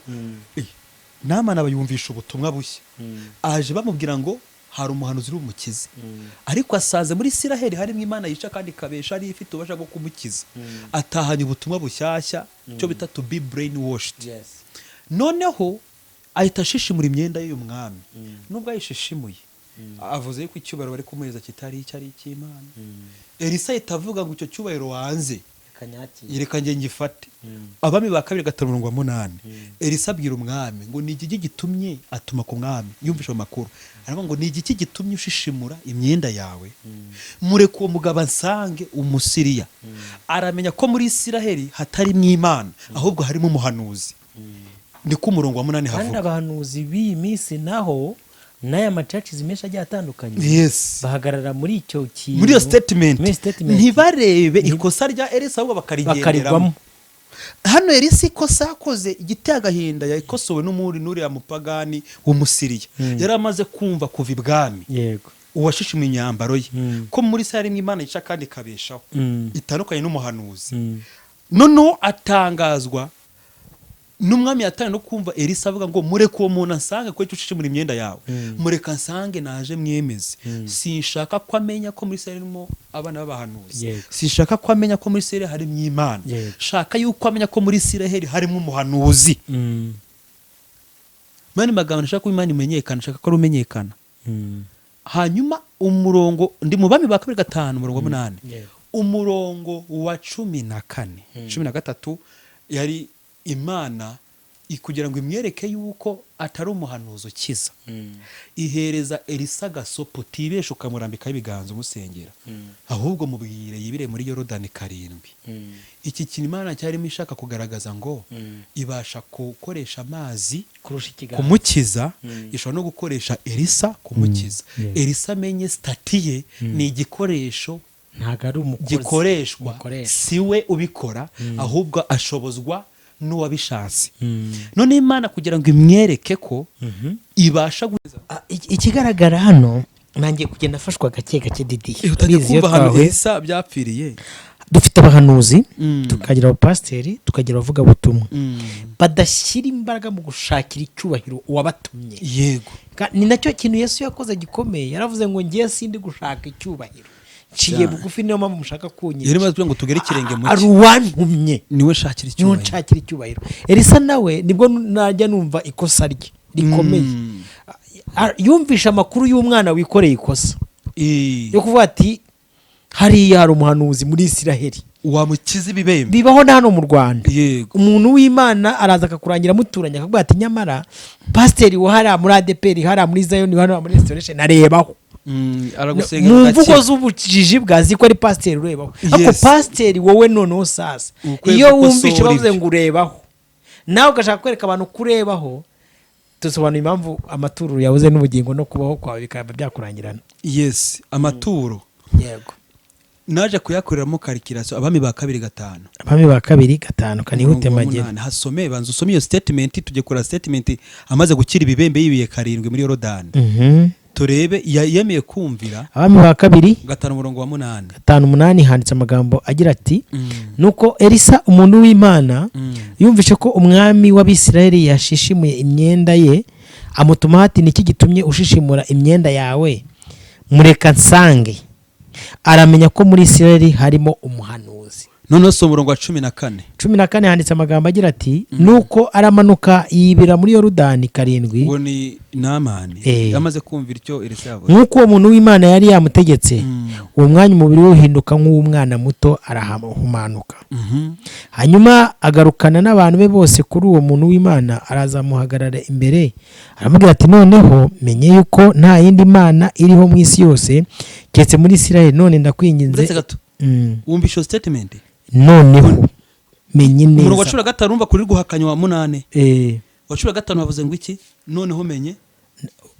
Namani wavuze ibiri kontre y'ibyo Elisa. Elisa yahamagaje abantu ashaka kwemeza izina rye no kuzamura icyubahiro. Umurongo wa 8 ngo aramenya ko muri Isiraheli harimo umuhanuzi. Noneho niba Namani amenye ko hari umuhanuzi, Namani akiza atamenye ko hari umuhanuzi, kuko narubwa namwiyeretse. haravuze ngo hanyuma agarukana n'abantu be bose kuri uwo muntu w'Imana, araza muhagarara imbere, aramubwira ati Elisa yasohotse agiye kwakira amaturo. Ubwo urabona yanze kugaragara, uri atarahakira, asohotse aje kwakira amaturo mu murima atakoze. Niho Imana yahise imwereka ngo mbere y'uko amaturo uyakira wabuzi umupagani uko yamenye uwamukijije uwo ari we n'ubwo wabugiye kuyarya utarya ibiruta. Uwo mupagani wongeye gukoresha gukosora ubupfapfa wagaragaje. Umupagani reba uburyo agiye gukosora uwo muntu w'Imana. Murongo wa 15 numvishemo imbaraga zikomeye. Tugira abantu bibona nka Namani, tukagira abandi bibona nka Elisa, kandi si ntibamenye. Namani we yibona atambuye Imana icyubahiro, we yibona ababajwe nuko bamwambuye icyubahiro cye, asanga icyubahiro cye. Asanga ariko Elisa we arakabya. We nta ryiko ari icyubahiro cye gusa arwanira, we ari kukinyaga na nyiracyo, kandi basanzwe baziranye ko nta wundi bazagisangira. Elisa afite amakuru. Elisa noneho we yakaba yagaragaza icy'Imana. None umupagani ni uri kukigaragariza Elisa, akamwereka ngo menye ko. Umurongo wa 15 nawe usomye. Hanyuma agarukana n'abantu be bose kuri uwo muntu w'Imana, uwo ni Namani. Araza amuhagarara imbere, aramubwira ati noneho menye ko nta yindi mana iriho mu isi yose keretse muri Isiraheli. Birababaje. Noneho ndakwinginze indi ngororano y'umugaragu wawe. Yaramwaye. Elisa aramusubiza ati ndamwaye. Nkurahiye Uwiteka uhoraho uwo nkorera, nta kintu cyose ndubwakire. Aramugomera kugira ngo abyende, ariko undi aranga. Aho no Gehazi yavangiriwe. Ariko dusanze twakira amaturo. Service atanga ubugabo twakira amaturo. Ariko ya maturo ko ari menshi no agiye gusubirayo. Ko yaje ari umujenerali. Uzi uko yanganaga. Harimo hari umurongo 6 hagaragaza ko harimo ibice by'ifeza 100, hakaba n'ibice by'izahabu 6,000. Nabishize ku munzani mbaje mu Cyongereza muri Google. 60,000 pieces of gold iri kurangahe babiburagira gute mu kiro. Sanga ibyo bice 6,000 by'izahabu biri mu ibiro 60 by'iki by'izahabu, mbikubye mu maganda ikiro kuri miliyoni 200. Hari umuntu abaje arambira ngo kiri muri miliyoni 200 y'amaganda. Nkuba ibiro 60, sanga ni miliyari 12 z'amaganda. Mitansanga niba ari miliyari zingahe z'amanyarwanda. Reba ayo maturo, ntushire imyambaro 10 yo gukuranwa, ntushireho ibice by'itaranto y'izahabu y'ifeza 100. Fata yo ngayo yonyine itaranto ibice by'ifeza niyo ifeza ni silver na mafaranga. Noneho izahabu niyo gold. Rero ibiro 60 by'izahabu birimo miliyari 12 z'amaganda. Uho gwitugabanya ubwo n'amanyarwanda ni miliyari 3 z'amanyarwanda. Kubira 12 ugabanyije 3 nibwo havamo 4. Noneho ngewe ngabanyije 3 ubu nago bikibiri 3. Ugabanya 2 n'ibice 4. Mane magambo harimo nka miliyari 5 z'amanyarwanda. Sagura umudugudu hafi miliyari 5. Ayo ngayo Elisa aragiye kuyahabwa nk'ituro. iyo atambura Imana icyubahiro akavuga yuko shaka ko uyu musiri amenya ko muri Isiraheli harimo Imana. Noneho yaravuze ngo ndashaka ko amenya muri Isiraheli yuko hari umuhanuzi atari Imana. mbonye ko impamvu Dawidi yari yituro ry'icyubahiro, abagore bamuririmba ati twabonye Sawuli yica igihumbi ariko Dawidi we yishe inzovu. mbonye icyatumye aryituro. Dawidi yaravuze ngo ngewe nguteye mu izina ry'Uwiteka Imana. yabwiye gore atabwira ati ntago ari njuje, sinjuje, hari umuntu uri muri njyewe umuteye, shakira icyubahiro. Dawidi burya aritari gupfa ariko arwanira icyubahiro cy'Imana. ngo nguteye mu izina ry'Uwiteka Imana Isirayeli wasuzuguye. hano mbonye ko n'icyatumye Imana itemera ko Elisa akozaho ibiganza Namani, ntabwo Elisa aragifitanye ubusabane n'ubushobozi bwo gukiza Namani.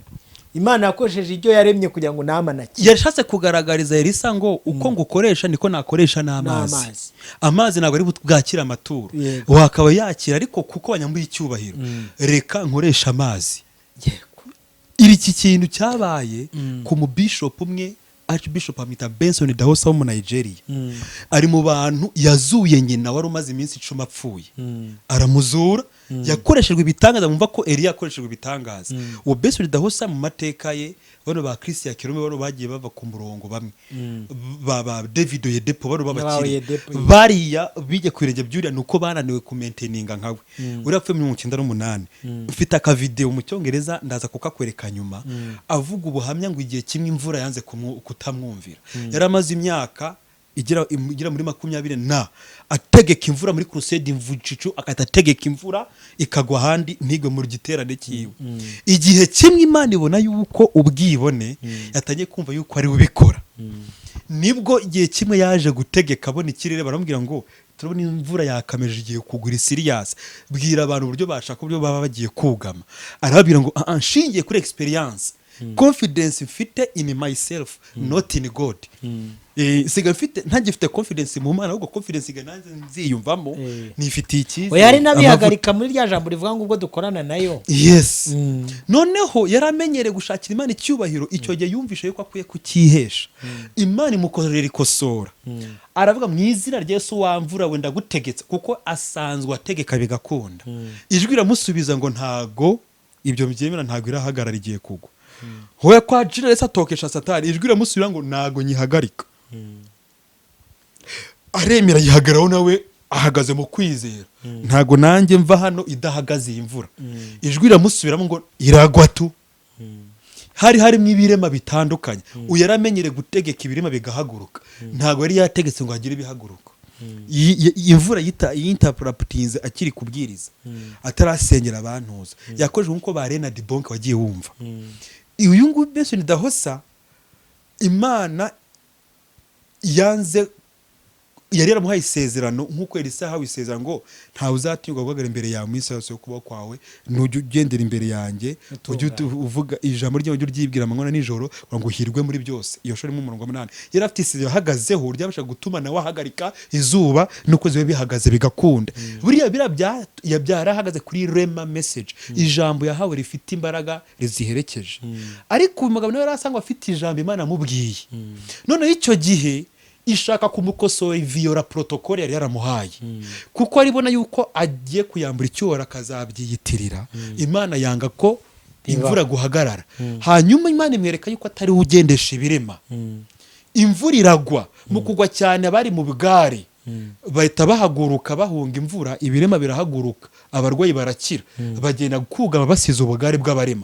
Uwo nguwo asigara yemeye ngo Mana mbabarira, ntago narinzi yuko guhagarika imvura kwanjye byari gutuma, ntago narinzi yuko ariyo strategy akagakoryo, ntago nari nkazi. Warushaka wanze guhagarika imvura ushaka kugira ngo uyikoreshe gukiza abarwayi. Imana akoresheje imvura guhagurutsa ibirema. Uwo ngo yari yahagaritse imvura, ntago arazi ko ari kurwanya Imana, kuko yari yashatse kwigarura icyubahiro. Imana ivuga rero reka nkoresha imvura nkwereke ko ari utari ugendesha ibirema. Imana ikoresha imvura muri kwako gwahagaritse, nawe yemera kwimunyagira kugira ngo atange ubuhamya bw'ibyo areba. Imvura iguye, ibirema bihaguruka amagare, byo baje baherekeza baremaye mu buryo butandukanye. Abarwayi bitangaza biba atasenze mu izina rya Yesu kugira ngo Imana imwereke ngo siwe ubikora, ni njye ugukoresha. Ni muri ubwo buryo nkoresheje haje imvura ubutaha rero ntuzagira ngo niwo bikora ahubwo ni igikorera muri wewe. Uwo mugabo nibwo yavuze ngo ni icyo gihe imvura yanze kunyumvira narategetse anga kunyumvira kugira ngo Imana iyikoreshe inyereke yuko atari njye ahubwo ari ikorera muri njye. Imana igumugisha. Reka mbwira abantu badukurikiye, yego mbwire n'abashumba usiye ko biragoye ariko banyumve kuko buriya ntago tuzi urukungu ngo tumenye n'amasaka. Yego ntago imirimo yose ikorwa, yaba gukira kw'indwara, yaba gukira kw'abadayimoni, yaba gukira k'ubuzima. Donc iyi si Imana ikora ibyo ishaka, ifite icyo bita sovereignty, ifite uburyo bwayo, ubudahangarwa bwayo, aho ishakira icyubahiro. ikorera. Donc Bibiliya iyo ivuga ngo icyubahiro cyanjye nta muntu tuzagisangira, iyo rero ushatse kukigabana iragukosora, yanakumena. si ibi ngibi byatumye ya nkoni ya Mose yari ijye gukora ibara. Niko nshaka kurangiriza hako mbabarira tukavuge mu ncamake bazabyisomera mu Kora 21 bazongera banabisome no mu Kuva 17 uri ku murongo wa 1 kuza ku wa 7. Kuva 17 uhere ku murongo wa 1 kuza ku wa 7 hagaragaza uburyo bagize inyota. Imana ikabwira Mose, fata inkoni yawe kubiterura rutare ruzana amazi banywe n'amashyo banywe. Bamaze Imana arayumvira akubita igitari kizana amazi. Indi shura kabiri Imana igiye kureba isanga batanye gusuzugura Mose. Baravuga birashoboka yuko Mose iyi nkoni ari ibikora nta mbaraga afite. Menya ni Imana tubwira idahari ahubwo ari iyi nkoni ibikora. Imana ibazwa nuko inkoni itwaye icyubahiro cyayo mu gufuha kwayo. Ihita ivuga reka mbereka ko atari inkoni, ishaka kwigaragariza icyubahiro cyayo. Ibwira Mose, ongera ufate weho na Aroni, ufate inkoni yawe wowe na Aroni, mwongere mukusanya Abisiraheli imbere ya cya gitare. Hanyuma ndashaka kubereka kwera kwanjye, uvuganire imbere, ubwirire urutare imbere yabo bumva, kirazana amazi yo kunywa bamwe n'amashyo yabo. Imana ishaka kubereka ngo cyagiye ntago yari inkoni, ni ijambo ryatutse mu kanwa k'Imana ryakoresheje inkoni rikoresha Mose. Hano Imana rero ishaka kwereka ngo Mose nawe abone yuko atari ubikora ahubwo ari yo ivuga bikaba, yategeka bigakomera. Noneho Mose ntiyamenya icyo Imana igendereye kuri gufura icyuburo cyayo inkoni yatwaye. Hanyuma ahita avuga ngo bwoko butagonda ijosi bari banamurakaje, mwa bwoko butagonda ijosi mwe nimuze nge na Aroni twabakurira amazi mu rutare. Hanyuma bamaze kwikusanya akubita urutare inshuro 2 rududubiza amazi. Hakaza ikibazo ko atumviye Imana, kubera ko Imana yemeye ko amazi aboneka. Ni ukubera yuko Imana ishaka kugaburira amazi no kubaha amazi bari yari yabishatse, byari mu gushaka kwayo. Ariko uyu nguyu ukoreshejwe ntabikoze nk'uko Imana ibishaka, anyaza Imana icyubahiro. Ibi byatumye Mose wari wemerewe kubageza Kanani, Imana igabanya iminsi yo kubaho imuha ubugingo. Ako kaba wakumvisha icyo nari nimuri kuvuga. Ibwira Aroni na Miriyamu na ba Mose ngo murebeshe Kanani amaso, ariko ntimukigezemo kuko mwanze kugaragaza kwera kwanjye imbere y'iteraniro. Iyi cyongeze ko ijambo ngo you have not displayed my glory, ntimwagaragaje icyubahiro cyanjye. Ni nko kuba ngo mwakintwaye, nari nshaka kucyambura inkoni mbereka ko atari ibikora, none mukigaruriye inkoni. Urumva icyo kintu? Mose rwo ari gukubita rimwe, icyo ntago yari yamaze kona condition. Imana iramubwiye ngo bwirira urutare imbere y'iteraniro iruzana amazi. Inshuro ya mbere yabwiye gukubita urutare byarakunze, ariko Imana ibona yuko inkoni itwaye icyubahiro cyayo, ishatse kukigarurira ibateza inyota. Ramwe none ngiro bateranyirize bose hamwe, hari icyo nshaka ko bamonya. Hanyuma ubwirira urutare, rwa rutare wakubise ubushize rubwire ruzana amazi rutegeke, kuko Imana ishaka kwigarura icyubahiro ariko inakigarura umugaragu wayo. Kuko bataje kugaragaza ubwoko badashaka kugonda ijosi, bavuga ngo Mose ntacyo uri cyo, niyo nkoni bikora, ntago ari we hasha ukuye hiyo nkoni ntacyo nawe umeze nkatwe. Imana irababara, bamusuzuguye kandi ari manyubahisha. None Mose nawe rero ahita arwanira icyubahiro cye. Nge na Aroni mwaducishe mw'amaso. Imana imubwira ngo ugende utege ku rutare ruzana amazi. Ni rya jambo ryo Elisa abwiye ngo bwira Naamani agende yibiri muri Yorodani, yumva yuko ari ifire ari ubikora. Imana naho ngo amaturo yabuze yarayesa yasubira nayo Isiriya. Uriya ayo yemerewe aranyagwa. Hari inyatsa abakozi b'Imana bamwe bafite kubwo kwambura Imana icyubahiro, amaturo agasubiraho kandi bari bayagenewe. Umugisha wari wagena Imana ikawisubiza kuko yambuye icyubahiro ukacyihesha, kandi wakawe yubahisha mu byo yaguhaye. No aho ngaho ndangije nkubwira ngo Mose na Aroni. Mose yaravuze ngo nimuze nge na Aroni mwa bwoko butagonda ijosi mwe, nimuze nge na Aroni twabakurira amazi mu rutare, niko bavuze. ni nko kuvuga ngo ntago bigikorwa nayo, dufite confidence twabibakorera tukabereka. Imana iravuga ngo kuko utagaragaje ukwera kwanjye, kuko wanyambuye icyubahiro. Iri tero nariteranyije kugira ngo nambure inkoni icyubahiro imbere bose babireba ko ari njye uvuga, inkoni ari igikoresho. Noneho bo ntibabimenya ikigendereye. Niyo mpamvu nubona Robert Imana igutumye kugira ngo uyivugire, uzaharare gukora kiriya kiri muri Yohana 7:18, kuko uvuga ibyo ubwo abayishakira icyubahiro, ariko ushakire yamutumye icyubahiro, uwo niwe w'ukuri, nta gukerwa ku murimo. Ndifuza ko yes kuko urumva ko uri Kristo arashaka ngo tugaragaze kugira ngo ube isoko, bigusaba yuko uba connected n'isoko. Isoko rero uhinduka itiyo inyuzwamo amazi y'ubugingo. Iyo ubaye iriba ugisigaraza icyubahiro cyawe, aba independent, kuko iriba ntabwo rigaragaza isoko. Iriba ni amazi ari hamwe, yes, ariko ntagaragaza isoko. Iyo rero iri riba ribasha kwirata, rishobora kwirata ibyo rifite, niyo mpamvu rishobora gukama. Ariko biragoye kugira ngo uzimye umuntu umukristo w'isoko, kuko igihe cyose yabona ari gutanga amazi agahereza agaciro ahantu ari kuyakura, yubahisha isoko, yubahisha ibimuhaye. Niba uzi yuko wabihawe n'Imana, haranira kubahisha yabiguhaye. Ntiyaduhaye izi mpano ngo tuzishakemo icyubahiro, ahubwo ishaka ko tuzubahishiriza mu Imana. Urugo yaguhaye numva yuko ari wowe warwihaye, izarureka urusenyuke cyangwa urwirwaneho. Ariko niba uzi yuko ari urugo rwiza uruhabwa n'Uwiteka, uzirata waruguhaye Uwiteka, uzabwira abantu yuko Uwiteka yubaka ingo. Uza abantu bagiye mu bihugu by'abazungu batanze za ruswa kugira ngo bagende, bavuga yuko utashizemo ruswa nta ndege wakurira. Abo bahereza agaciro ruswa ikaba ikigirwamana, ikambura Imana icyubahiro. Iyo ari Imana avuze ngo izagutwara mu bihugu by'abazungu, ikikora rero ituma iruswa watanze itagaciro bakayakurira ubusa, hanyuma ngo nkorera njyewe nzagutwara. Mu gihe gikwiriye amara kugutwara ngo n'Uwiteka, ruswa nayishizemo bitagaciro, uzacecekesha bari gutaka ruswa, babira ngo mwe mucecetse, nanjye narayitaze ntacyo byakoze, ahubwo narambye ngo ninyumvira nkabana nayo neza, ngo izabikora. Kuko Aburahamu ryo sezerano yari afite ngo nzakuhindura ubwoko bukomeye, 5:12, nzaguhindura ubwoko bukomeye, amahanga yose azabona umugisha muri weho. Ari kuvugana n'umuntu utarabyara, nta nakana arabona, na madamu arashaje. Iramubwira ngo rero ujye ugendera imbere yanjye kandi ukiranuke. Niyo kondisi musabye, ujye ugendera imbere yanjye kandi ukiranuke, unyubahishe, nzakugira ubwoko bukomeye. Rero abantu benshi bashaka kubiba ubwoko bukomeye, ariko bishakira icyubahiro batagishakira iyakibasezeranyije. Niduharira kuba mu buzima bwubahisha Imana, ntago bizayibabaza kutwitirwa, gwishimira kutwitirirwa. Bigaragaza nkaho imigezi y'amazi y'ubugingo itemba iva muri weho, kuko usanga ufite isoko yayo ari we Kristo. Kristo muri nge adudubiza y'amazi. Hanyuma nibyo Paulo yavuze ngo mu Bagalatiya 2:20 ngo nabambanywe na Kristo, ariko ndiho, nyamara sinjye uriho, ahubwo ni Kristo uri muri nge.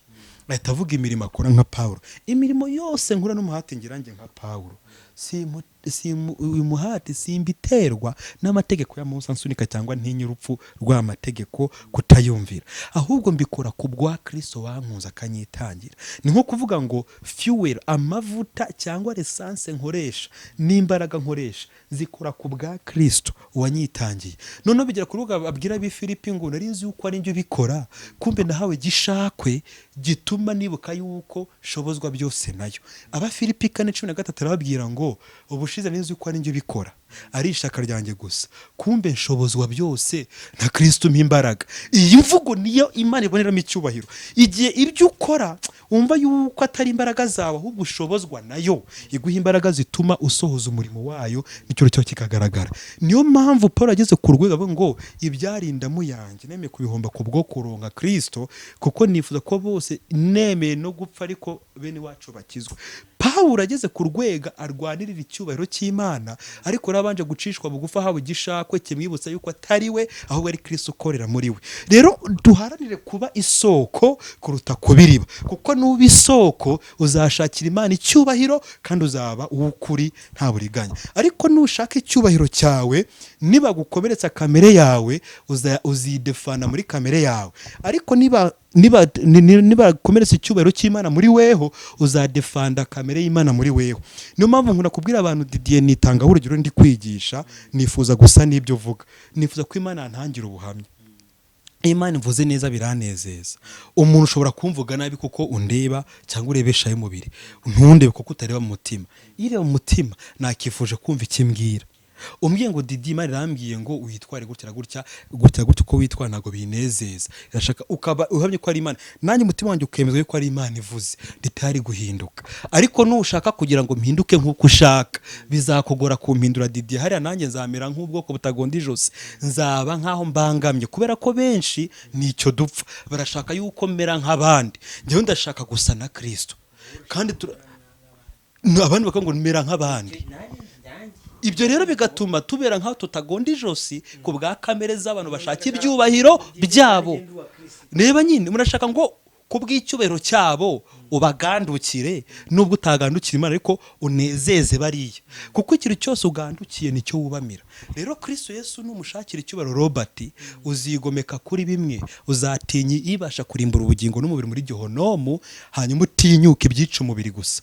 Shato kumishaka na Bedrego bari bubashye Nebukadinezari muri Daniel 3:16-19. Ariko ngo nubwo tukubashye, ariko ahantu ukoze ku cyuro cy'Imana, ahangana ntabwo ari icyacu turwanira, ntabwo cyo gitumye tugusuzugura. Igihe duteye kugusuzugura nuko ushatse kuvogera icyubaro cy'Imana yacu, ntabwo tuyivuga gusa turayizera. Rero nitwubamira igishushanyo tuba dutesha agaciro iyakuremye n'iyagushizeho. Twebwe turi tayari nidushaka dushe mu muruta witanura ibasha kudukiza, ariko itaradukijije yabitabishatse. Twebwe turayitinya kuruta wewe. Azanwa n'uburaka ngo n'Imana abakiza amaboko yanjye, abasha mu muriro. Amaze kubibona yuko Imana irutane Nebukadinezari igaragaye, aravuga ngo bibagaho Imana isumba byose, muranyemeje mweme guhara amagara yanyu ku bw'icyubahiro cy'Imana. Uzi ko abantu benshi barwanira icyubahiro cyabo bagahara amagara yabo, twahaza amagara yacu turwanira icy'Imana base. Ariko uzi Robert kurwanira icyawe ukajya ukaba umupagani kuko kurwanira icyubahiro cyawe, kandi bakarwanira icy'Imana. David aravuga ngo ngiye guhangana Goliath nimfa ndaba mpfuye nk'intwari yarwaniraga icyubahiro cy'Imana, ntabwo ari icyanjye ngiyemo. David ku bw'icyubahiro cye ntabwo ari guhangana Goliath.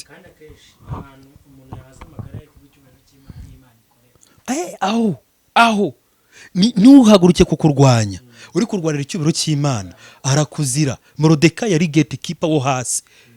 Hamani aravuga ngo ndashaka umfukamire Hamani, abandi bayuda bamfukamiye ndi hejuru nabica nkabakora na genocide ngabarangiza.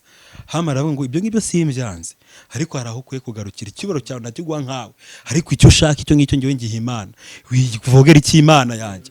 Morodekayi aravuga se karuka gako kansuzugwa abandi banyubake, ari gupanga kugira Imana avuga ntago uri kurwanira icyubahiro cy'Imana, ntago wamwica gutyo. Mara kumanika igitura kijyaho we wambuye Imana icyubahiro, wa wundi warwanira icy'Imana yise yicara ku ngoma. Bishatse kuvuga ngo Morodekayi ari mu bantu barwanira icyubahiro cy'Imana, yaragiye kubizira, Imana irahamurokura muhera promotion. Shadraka, Meshaki na Abednego barwaniye icyubahiro cy'Imana, banze kukiyinyaga ahubwo bashaka kuyigihesha, bemera guhara amagara yabo ariko bacungura amagara yabo. Daniel yanze kubamira umwana w'umuntu ngo amuramye iminsi 30, kuko bari kumushakira impamvu ku Mana ye. Aho ngo bagushakire ubusambanyi, bagushakire ku Mana, bagushakire mu kuroko ngo bagushakire mu binyoma. Uzi Robert ubwiriza ukuri bagafunga cana ukura ko babwirije ukuri gucyaha abantu ibyaha, hariyo ngo uzishe munezerwe, ndabiguhanuriye. Matayo 5:12 ngo muzishe munezerwe niba batuka babahora ubutumwa bwiza, babahora Kristo, ingororano nyinshi nizanyu mu ijuru. Bivuga ngo rero niba warahombye kubw'inyungu zawe nibyagahinda, ariko niba warahombye uvuga ukuri ucyaha ibyaha. Nose urabamuciye igihanga Yohana Mubatiza yarimo cya Herode, yabwiye ngo ibintu bakoze nibewe n'ubutumwa n'amategeko ni ikizira. Abacizwe muri gereza bajya kurwa bamuci igihanga ari kuzira kubera ko yacyashye ari kuvuga ukuri. Hari igihe ducyaha twavuga ukuri ngo twigize ishyano ukebera bakabaguca igihanga, ariko iyo Yesu atabishimye ko baguca igihanga yakigaruraho, kuko ari baciye gutwa gusubiza, nuko Yuriya yararangije mission ye gutegura Kristo inzira. Rero ubwami bw'Imana ndabibutsa abantu biri muri Baroma 14:17 tunasenga dutangana nimero. Abaroma 14:17 yaravuga ngo ubwami bw'Imana subwo kurya no kunywa, ahubwo nubwo gukiranuka, nubwo amahoro, nubwo ibyishimo mu mwuka wera. Umurongo wa 18 ngo kandi ukorera Kristo atyo ate akiranuka, afite ayo mahoro ya Kristo, avanye n'abandi amahoro, kandi n'ibyishimo by'umwe ngo anezeza Imana, nyuma agashimwa n'abantu. Duharanire bene data rero kwamamaza ubwami bw'Imana, duharanire gukiranuka kwa Kristo kugwire muri twe. Ukwa Kristo niwe wirata ugushoboza, ukwawe urakwirata mu mbaraga zawe. Nkunda kubwira abantu bakabyitiranya bakanyumva nabi ngo Didi wowe wigisha gukeruka ko umuntu akiranuka mu mbaraga ze ukabitwikira Kristo. Ndavuga pana munyumva nabi, njyewe ubuntu bwa Kristo nibwo bunsunika gushaka kugenda ntawe ngasa nawe. Nifuza gukiranuka Kristo yubahirwe muri njye, ntago ari gukiranuka kwanjye ni njye uzaba wishakira icyubahiro.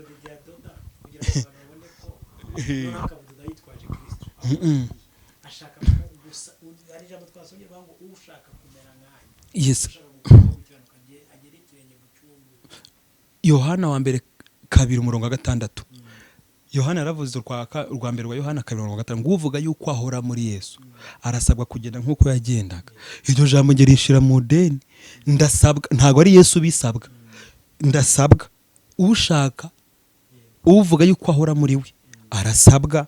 None ibintu dusabwa turashaka kuvuga ngo ntago ari twebwe tubireba, washaka kubitwerera Imana. Niba Imana igusaba guhinduka kandi kabiguhaye imbaraga ziguhinda yuko ari iz'umwuka wera n'ijambo ryayo, ukaba udashaka ko rigira umwanya mu mutima wawe, uzamera nk'abayuda bashakaga kwica Yesu kuko nta mwanya bari bafite w'ijambo ry'Imana mu mutima. Bazaheruka baba base Satani bitwa ab'Imana ariko atari bo nyakuri. Aho ngaho naho turangije. Mwumvishe isoko umuntu ayifite, ugira ubuzima bwaho ayo mazi ari guturuka. Ubuzima bwa Kristo muri twebwe tuba dufite isoko, ariko iyo ubuzima bwa Kristo butagaragara muri twebwe turacyari nk'iriba batuzimye isaha yose. Abantu babaye amasoko barwanira icyubahiro cy'Imana, ba Danieli barwanira icyubahiro cy'Imana, ntago batinye ibihe n'iminsi bibambura ubuzima. Baravuze ngo twebwe turi tayari badushe mu rwobo rw'intare, ariko Imana isigare isengwa. Nabo nabafite isoko muri bo yo kwizera. Shadraka, Meshaki na Abedinego ba Yosefu nditari kujya muri gereza ariko ntacumuye ku Mana yanjye ngo njye gusambana nubwo ndi umusore ndi muzima.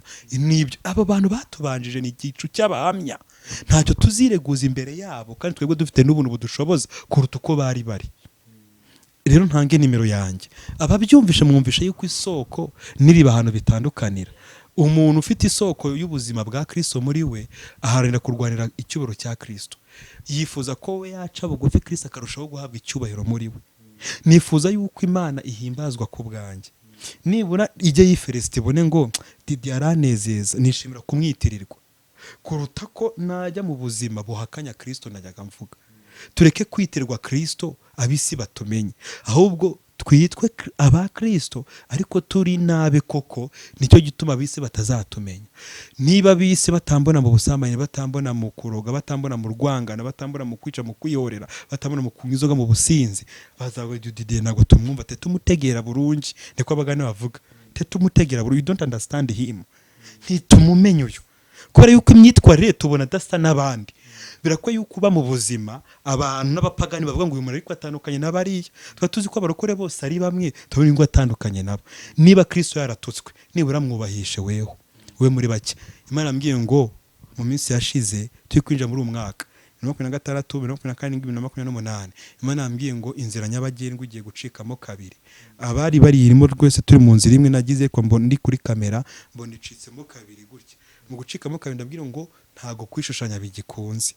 Uhereye muri umwaka 2026 benshi bagiye kuziyanika Robert, ntimuzagire ikibazo n'ubwo utabanika, bo ubwabo bagiye kuziyanika, kuko benshi bagiye kuzagaragara yuko bambuye Imana icyubahiro kandi batari tari kukigarurira, bace bugufi. Ariko abana b'ubugingo b'Imana ikunda n'ibicyaha, iyo bacishijwe bugufi bagahabwa igishakwe, bakanyagwa amaturo bari bagiye kuyambura icyubahiro, bagaruka bavuga ngo dushobozwa burya byose na Kristo duha imbaraga. Dusanze ari ibikora, atari inkoni bikora, ahubwo ariyo. Ariko Imana ibabazwa nuko atagaragaje kwera kwayo yahise akigarurira. Nibyo azizo, tureke kuzira ubwibone, ahubwo duharare kubahisha Imana. Guteranya ntange nimero tunasenga. Guteranya 250 79 58 1 9 6 Reka nsubiremo, iyo ni inyarwanda. Reka iso y'inyarwanda. Guteranya 250 79 58 1 96 95. Hanyuma iyi nganda guteranya 556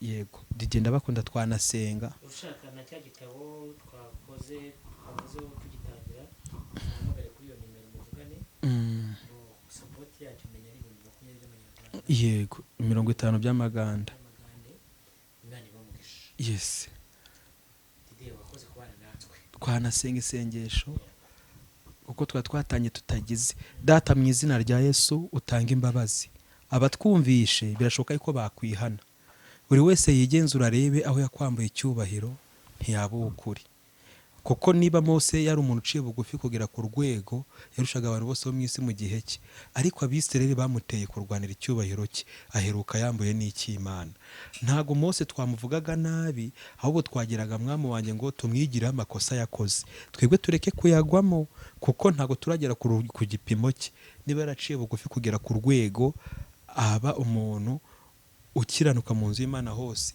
agaca bugufi kurusha abantu bose mu isi mu gihe cye mu kubara 11 nako mu kubara 12 umurongo wa 3 niko wavuga ngo Mose ari umuntu ugwa neza agaca bugufi kurusha abantu bose mu isi mu gihe cye ariko dusanze naho ubwibone bwaramushoboye bivuga ngo Didi ubwibone bwanshobora ntago ndaca bugufi kugera ku rugero rwa Mose nanjye ubwibone bwanshobora ko nanjye hari aho nakwambuye icyubahiro ntabizi Mana mbabarira unyeze ahari nka kitira ku ruto kukikwitirira weho mbabarira unyeze bisabiye bene data birashoboka Robert nawe hari aho yakikwambuye birashoboka niba Elisa yarakikwambuye Mose akakikwambura dusanze ariko abashoboye kukiguhesha banze kukikwambura bemera guhara amagara yabo Dawidi yaje ari icyitegerezo Morodekayi yaje ari icyitegerezo Daniel yaje ari icyitegerezo Yosefu yaje ari icyitegerezo bariya bose ba Shadraka Meshaki na Abedinego bagaragaza ko bemeye guhara amagara yabo kugira ngo icyubahiro cyawe kidahabwa ibishushanyo kidahabwa abantu icyubahiro cyawe ni icyawe Mana dusanze kuba isoko kugira ngo tuba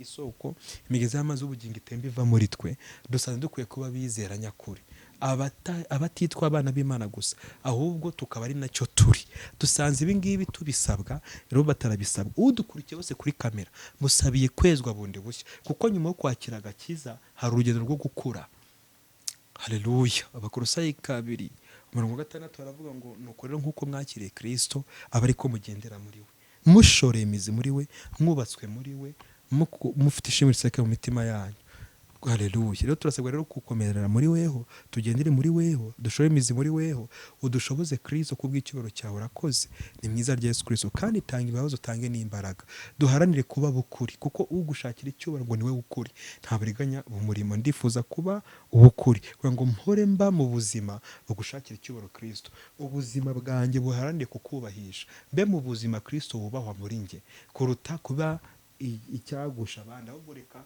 ntumwe mu biteka abandi barushaho kukubahisha mbe mu bantu bakubahisha utazajya wicuza icyatumye umpamagara kandi ukantuma urakoze kuko unkoresheje kubw'icyubahiro cyawe ni mwiza rya Yesu Kristo mwami amen.